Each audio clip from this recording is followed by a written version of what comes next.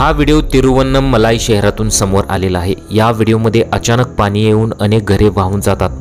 व्हिडिओमध्ये चिखल, पाणी आणि मलबा पायऱ्यांवरून वाहत लोकांच्या घरात शिरताना दिसत आहे। आपल्या मार्गात येणाऱ्या प्रत्येक गोष्टीला पाणी आपल्यासोबत आणताना दिसते।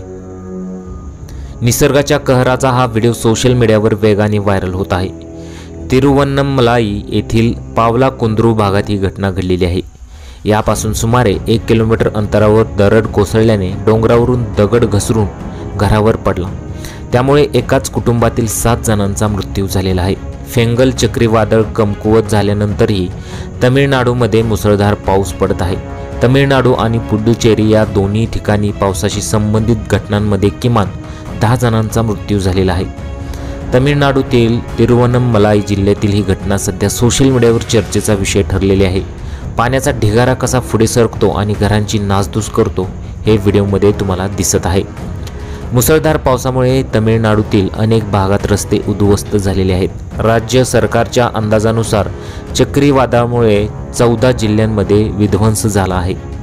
रस्ते आणि वीज वाहिन्यांचे मोठे प्रमाणात नुकसान झालेले आहे।